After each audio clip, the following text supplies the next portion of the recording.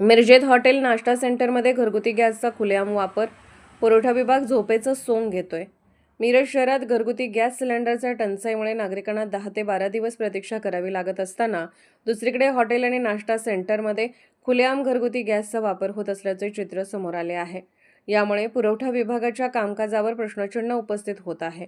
शहरातील विविध गॅस एजन्सीमध्ये सिलेंडरसाठी नागरिकांची मोठी गर्दी होत असून वेळेवर गॅस न मिळाल्याने गृहिणींना मोठा त्रास सहन करावा लागत आहे. मात्र याच वेळी काही हॉटेल आणि नाश्ता सेंटरमध्ये घरगुती गॅस सिलेंडरचा व्यावसायिक वापर होत असल्याचे उघड झाले आहे.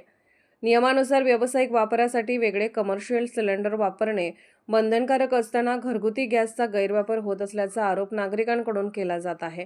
त्यामुळे एकीकडे सर्वसामान्य नागरिकांना गॅससाठी रांगा लावाव्या लागत असताना व्यावसायिकांना मात्र सहज उपलब्धता मिळत असल्याने नाराजी वाढत आहे. दरम्यान या प्रकाराकडे पुरवठा विभाग जाणीवपूर्वक दुर्लक्ष करत असल्याचा आरोपही नागरिकांनी केला आहे. संबंधित हॉटेल आणि नाश्ता सेंटरवर तातडीने कारवाई करून घरगुती गॅसचा गैरवापर थांबवावा, तसेच गॅस वितरण व्यवस्थेची सखोल चौकशी करावी अशी मागणी जोर धरत आहे. या पार्श्वभूमीवर प्रशासनाने तातडीने लक्ष घालून गॅस पुरवठा सुरळीत करण्याबरोबरच नियमांचे उल्लंघन करणाऱ्यांवर कठोर कारवाई करावी अशी अपेक्षा नागरिकांकडून व्यक्त केली जात आहे.